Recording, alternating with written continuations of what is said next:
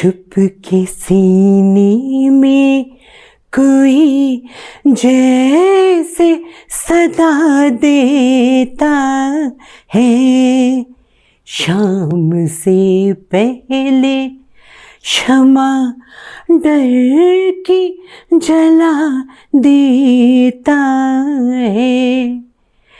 है उसी की सदा है वही तो ये भला, कहीं ये वो तो नहीं, कहीं ये वो तो नहीं, कहीं ये वो तो नहीं।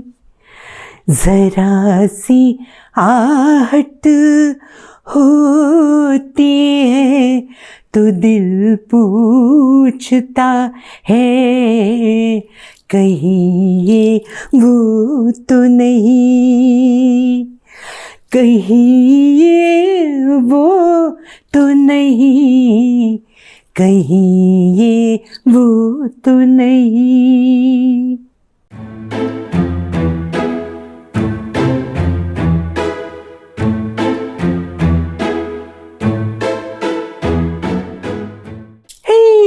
Gents, boys and girls, pets, dogs, cats, goldfish and bowls, rabbits, all your friends and families. Once again, welcome back to yet another episode of Tattle Tales with Sangeeta Bahadur, where, as you know, I have been telling you some really original and many of them completely true stories about spooky things. I'm sure a lot of you have been enjoying them and have particularly enjoyed the previous one, the first part of this particular story, which I have called A Knight's Tale. And in this second part of the same story, you're going to discover exactly why I chose to give it that name. But before we begin with the story, or rather resume the same story from the point where we left it off in the last episode, let me apologize to all your purists in particular about the liberties I've taken with the lyrics of this otherwise very romantic number, in which the singer is speaking about how whenever there's the slightest noise, she begins to wonder if it's her lover who has come to visit her.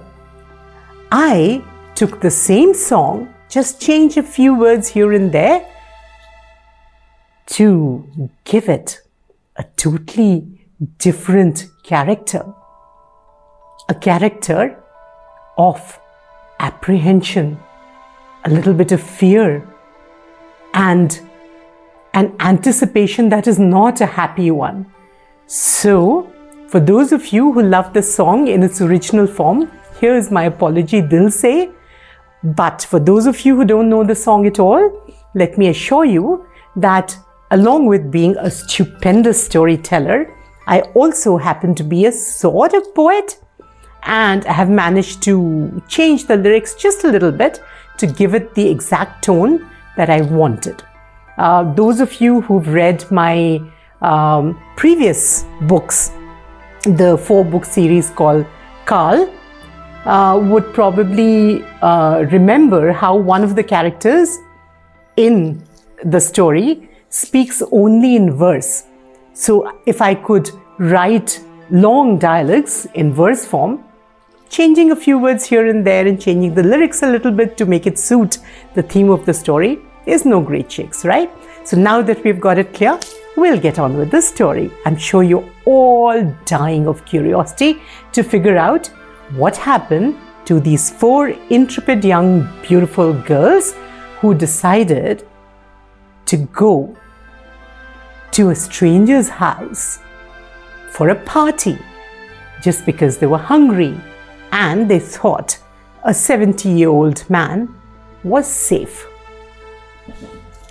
All right, to give you just a little recap of what has happened before in the last episode, we left our 4 young ladies in this grandiose haveli, which belonged to the Nawaab, who had invited them for dinner, and where they met a whole lot of beautiful young people who were very kind to them.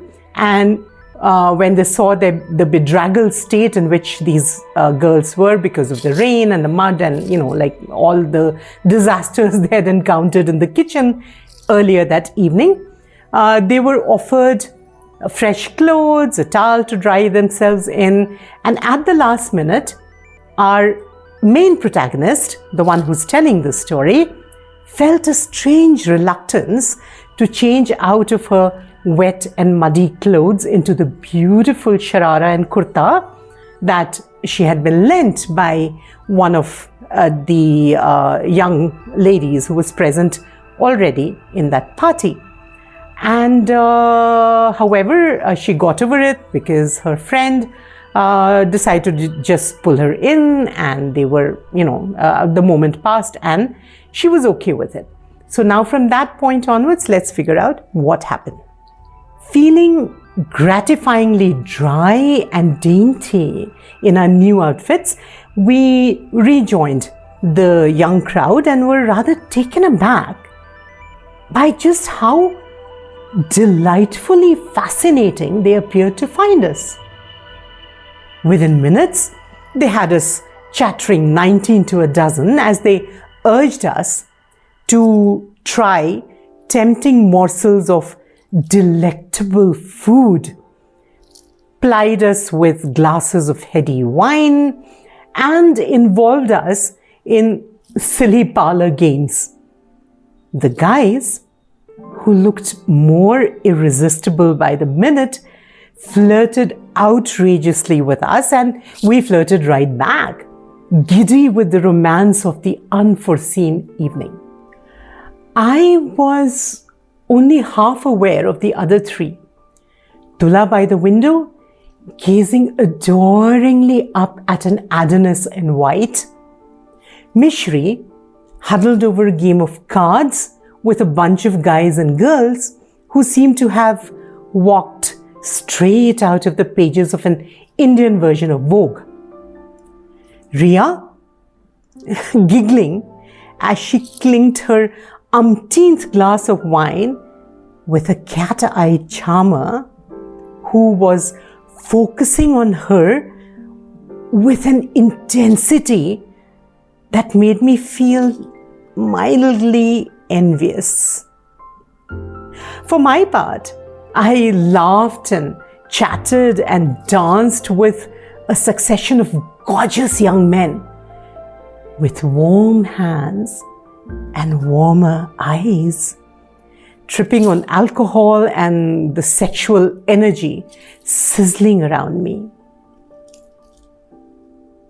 Something hot and metallic dug into my breast, wrenching me out of the haze. My silver tabeez, I realized. The one my mom had received from a fakir in Ajmer and had bullied and cajoled me into wearing 24/7. For a moment, I couldn't quite remember where I was or why or even when and with whom. Had I fallen asleep? Was that why I felt so disoriented and, flaky? As though I wasn't quite there, I staggered a bit as I struggled with the most curious sensation of plunging back into my body. and felt a pair of arms tighten around me. The warm mouth devouring mine shifted a bit, changing angles to deepen the kiss further, and the fog began to creep back into my senses. Wait a minute. Kiss! The word pulled at my drowning mind, jolting it awake. The tabeez flared again, hot enough to almost sear the skin of my chest, making me gasp. I took a step back, focusing bleary eyes on the man evidently holding me. A hunk, definitely, like all the others I'd met this evening. But which one? For the life of me, I couldn't recall either his face or his name. So what the hell was I doing, allowing a perfect stranger to stick his tongue down my throat? Just how had I progressed from dancing with guys I barely knew to making out with one I didn't even recognize? And all within the span of merely... I peered guiltily at my watch and could barely credit my eyes. The last time I checked my watch, right before alighting outside the Haveli, it had been just before midnight. So, where had the intervening 4 hours gone? Or was it, heaven forbid, 4 in the evening of the following day? With heavy brocade curtains covering the tall windows of the chamber, which was roughly the size of a mini golf course, it was impossible to see anything outside. So I had no way of verifying my alarming suspicion. I also realized that my head was spinning unpleasantly and my throat felt totally parched. Too much alcohol? Or something more sinister? Everything I'd read about date rape drugs swirled through my mind like a tornado. Stupid, I thought groggily. We'd all been so unbelievably stupid. Merrily walking into the spider's parlor just because he looked venerable and rich and called himself a Nawaab, without bothering to verify his antecedents with anyone other than himself. We didn't have a car. No one knew where we were, and we were in danger of being summarily slaughtered by our mothers if they ever heard of this night's doings. And all because we couldn't resist the lure of biryani.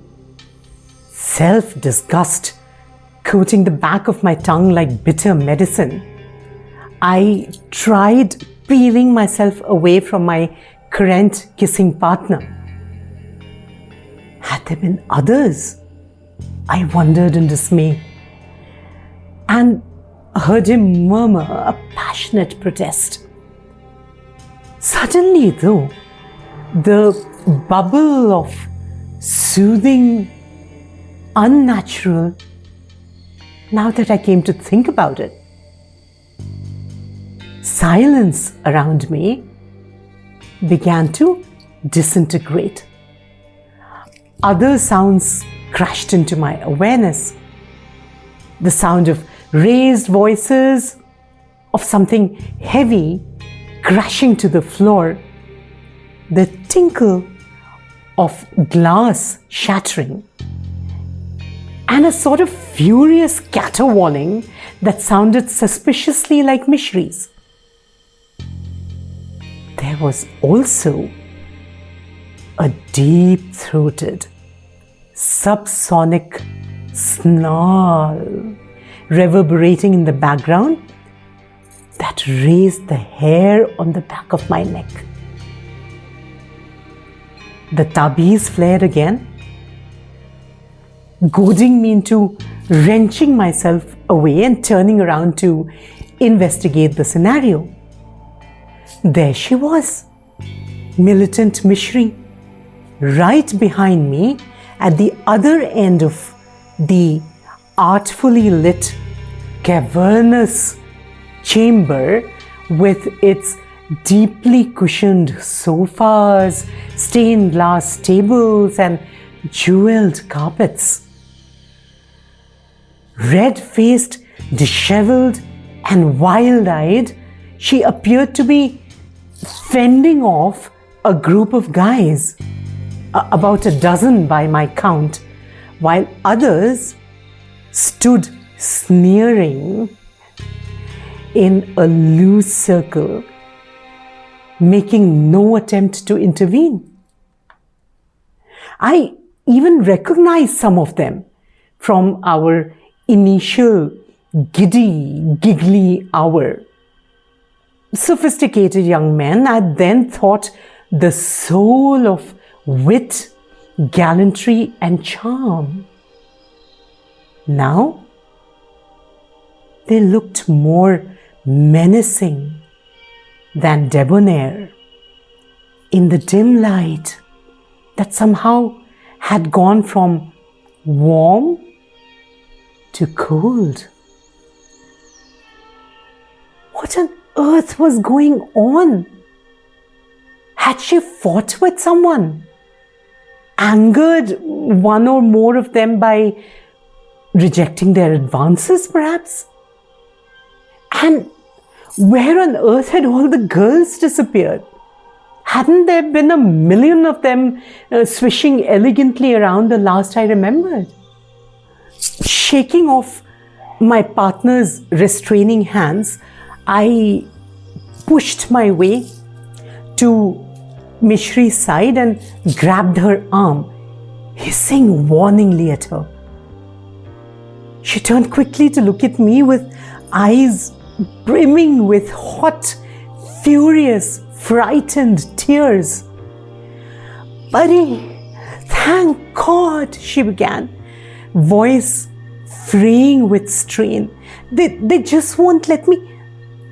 I tightened my grip on her arm, whispered an imperious "later" in her ear, and gave the crowd around her a winning smile.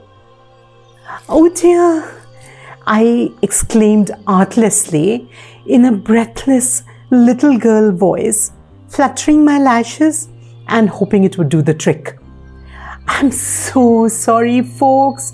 I must apologize for Mishri here. She is impossible when she gets sleepy, and by 4 a.m., which is the time right now, she turns into a positive monster of discontent.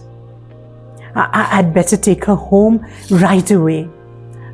Would one of you mind finding us a ride back?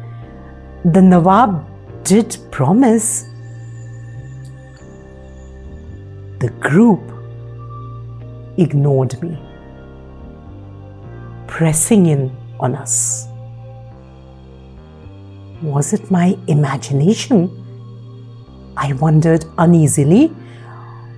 Or were their eyes actually glowing red? Oh God, this was not good. Whichever way you looked at it, it wasn't good. And just where had Tula and Riya vanished right when I needed them most. Probably necking with some willing hottie, just like you were. My conscience supplied helpfully, and I frowned disapprovingly. This was surely not the time for self-castigation. I had more urgent concerns to deal with. Just then, I caught sight of Tula and Riya spilling into the room, looking rather wall-eyed and glancing apprehensively behind them, evidently evading pursuit. They squealed when they saw us and began wending their way to our side, mouthing something I couldn't hear and making frantic gestures I couldn't comprehend. We had to get away. I had no idea what was going on with everybody in this Haveli, but I didn't like it. Nor did the tabeez, it seemed. It was blazing off and on like a light switch short-circuiting. My heart was galloping fit to burst, and the countless goosebumps on my arms were making me feel like a plucked chicken on its way to the boiling pot. I glanced wildly around, trying to see over the heads of the increasingly feral mob hemming us firmly in. I almost sobbed with relief when I spotted Shehbaz Khan himself step in through the door at the other end of the vast room. Face drawn in stern lines, head moving from side to side as though seeking someone. I clasped Mishri's hand, made what I hoped was compelling eye contact with Riya and Tula, who were now just 2 body widths away, willing them to start retreating towards our still distant host. He would help. Surely he would.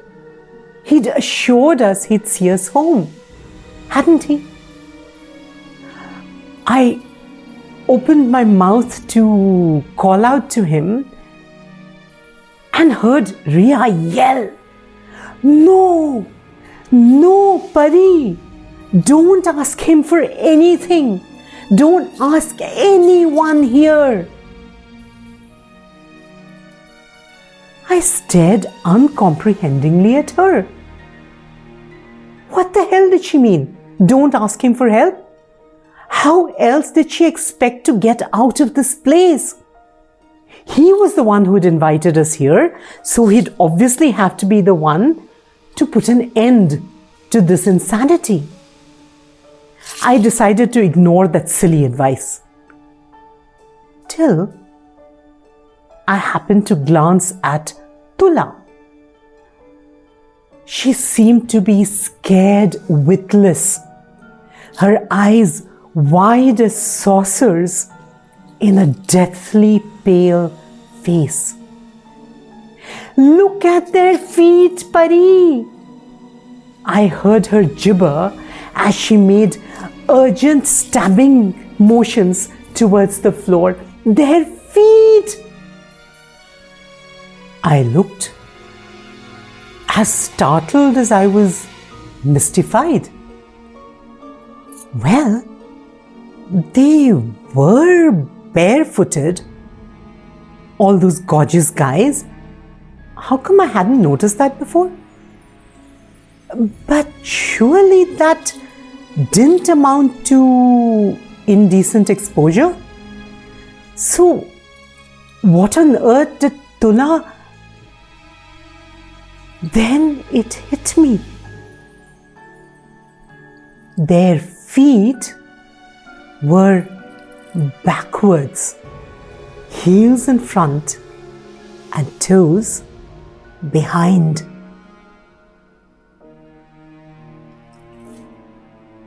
For a moment, I went blank, unable to process what I was seeing. Mishri clutched my arm, whispering in a quivering voice, "Oh God, everyone's like that. Golly, buddy, do you realize what this means?" Some weird cult practice of deforming orthopedic surgery? I suggested.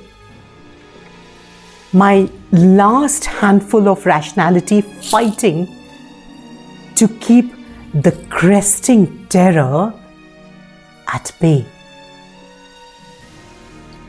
What?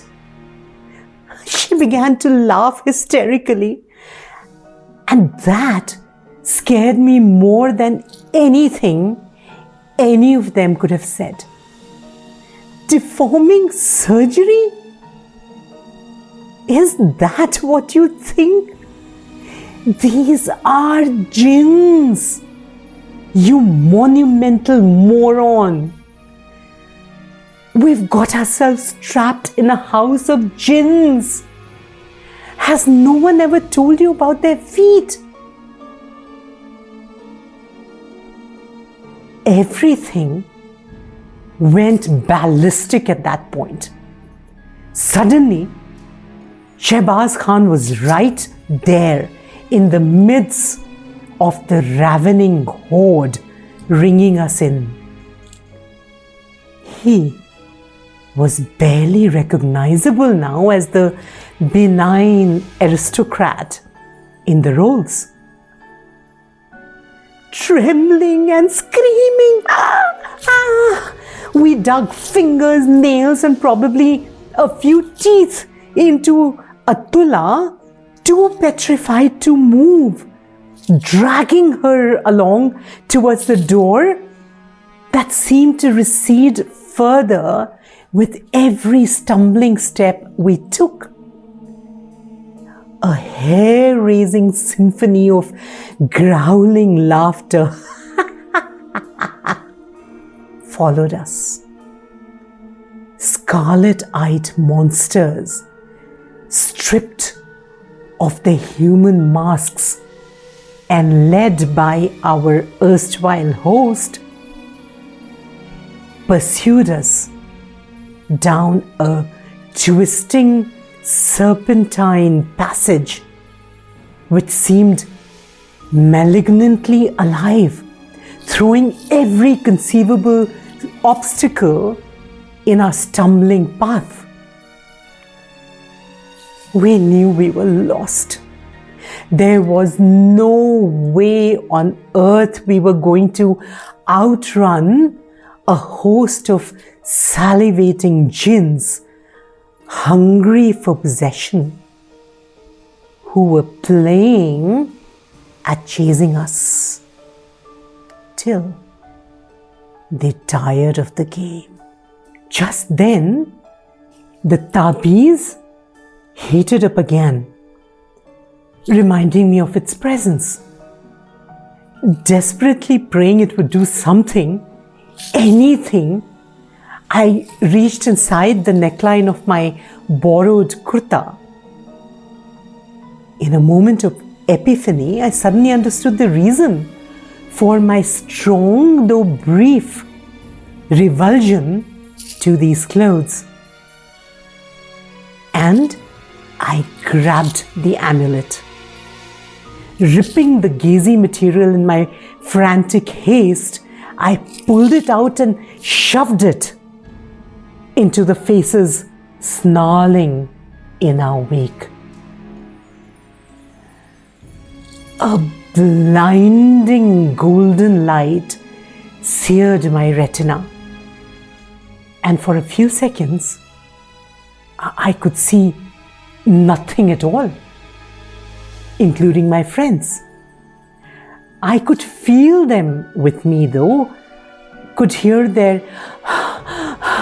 panting breaths and the thumping dread of their heartbeats.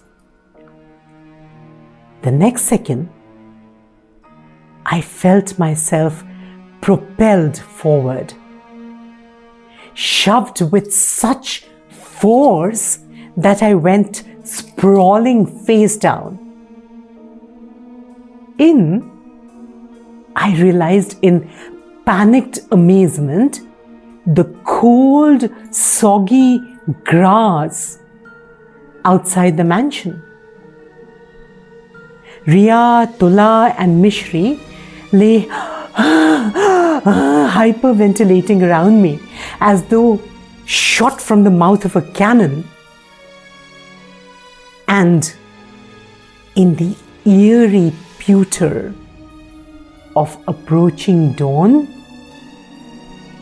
we watched in frozen disbelief as the facade of the fairy palace dissolved into a howling black vortex riddled with the infuriated baying of jinns. All that remained was a scattering of blackened brick stumps that may once have held up some long vanished structure. Till date, none of us remembers our ghastly marathon through the sodden remnants of the night. But dawn found us in a hysterical clinch on our living room carpet. I couldn't tell you how long we stayed that way.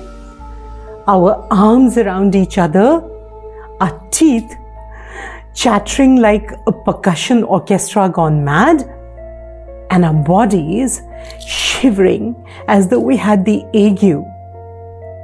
The sun was well up in the sky by the time we recovered enough to let go our death grip on each other. Ria, valiantly dabbing away at her ravaged mascara, went to make us some hot tea. The dip bag variety, of course, which we drank sitting on the floor, dunking fat chocolate biscuits in the brew and deriving primordial comfort from the way they melted in our mouths, gradually restoring us to some semblance of normalcy. Just when we began wondering, with resurgent optimism, if it had all been some horrible collective nightmare or hallucination, Tula went to pull back one of the curtains to let in the sunlight and dropped her tea mug as she began keening. Oh no! Oh no! Bounding to the window like a herd of frightened deer, we discovered the yellow Zen parked in our driveway, gleaming bright without a speck of mud marring its surface. Even the tires were showroom clean. The keys winked at us from the bonnet, so conspicuously positioned that we couldn't miss them if we tried. We sank whimpering to our knees under the window, grabbed each other's hands and broke down again. we may have evaded them once, we realized, but the fiends were letting us know that they could find us again at will. That evening, we piled the jinn-given clothes on the little veranda at the back of the house and set them on fire, waving my tabeez over the blaze and reciting the Gayatri mantra in lieu of anything more demon specific. We spent the rest of the weekend barricaded within the bungalow, surviving on the bread, cheese, potato wafers and chocolates we ordered in from the neighborhood grocery shop, all washed down with a crate of strong Kingfisher beer, which gave us a measure of Dutch courage. The ordeal we could never share with anyone else altered our lives forever. For one thing, we promptly learned how to cook, the return of Chamkili notwithstanding. For another, we developed a lifelong aversion to Hyderabadi biryani. The deepest impact, though, was sustained by our friendship, which mutated into a life pact. Because it isn't over, you see. For the last 25 years and more,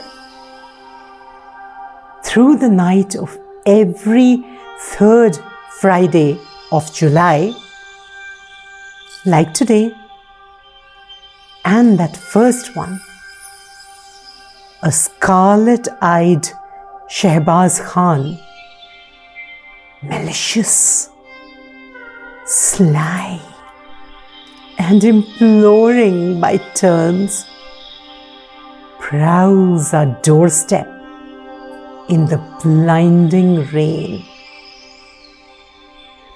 It doesn't matter where we are. Bangalore, Pune, Ranchi, Mumbai, Delhi, we've tried it all, and it makes no difference. The first year, he had nearly caught us out in the open. The second scariest experience of our lives, barring the time Tula's 3-year-old daughter informed her that she had had some very nice sex in her play school. We'd all wept with relief when we discovered that she'd simply been mispronouncing snacks. But after that, we never gave him another such opportunity. Every year since then, we've made it a practice to banish mystified parents, siblings, husbands, and kids. As things have evolved over the years, who are all secretly convinced that we practice Wicca rituals. And we spend those 24 hours together, just the four of us, within the four walls of my home. It's always my home. We lurk behind closed doors with pounding hearts, my amulet swaying challengingly from the lintel, and our fingers crossed in the hope that it still retains enough power to keep the livid Jinn Lord at bay for yet another year. So far, It has. But we are wisely looking for another authentic fakir. References? Anyone? Well, now that we have come to the end of this incredible, funny, scary, sexy story, let me ask you all something. How many of you had been warned as children by your parents, by older relatives, never to talk to strangers or trust one who was offering you chocolates for nothing? All of you, right? I certainly was. And how many of us grew up to ignore that advice because, in our schools and colleges and workplaces, you realize that most strangers you come across ultimately either become friends or they become, acquaintances good enough for you to spend time with and enjoy their company. Once in a while, though, that adage, don't talk to a stranger, actually comes in handy. In this story, if our four pretty and strong-willed protagonists had kept that advice in mind, they probably never would have landed themselves in the mess that they did. They were lucky to get out of it in one piece, more or less. But are you sure that you or somebody you love would be equally lucky? So, before you trust somebody you do not know, just remember this story, which is, as I said right at the beginning, absolutely true, except for the fact that 4 boys have mutated into 4 girls, and the city where this experience happened has been changed from Allahabad to Pune. All the relevant details remain the same and are perfectly true, I swear. So, I think we come to the end of this episode now. And before I bid you goodbye, until next year, because you remember the next story, which will be based in Belarus, as I had promised you earlier, will only come out in January 2025. So allow me to bid you not just goodbye, Merry Christmas, a very happy festival season, and also an amazing and adventure-filled New Year, but also advise you to stay careful, take care of yourself, and make sure that you don't get yourself into any sort of trouble, because this is party time and many of you are likely to come across strangers you may trust without really checking their antecedents. So take care, goodbye, and please, please, please do like this story, this episode, the previous half of it, and all the others that are already there on Tattle Tales with Sangeeta Bahadur. And please do subscribe if you haven't. Share the channel with friends, family, loved ones, colleagues, acquaintances, whoever you think would enjoy good storytelling, and keep coming back for more. Thank you so much, and stay blessed.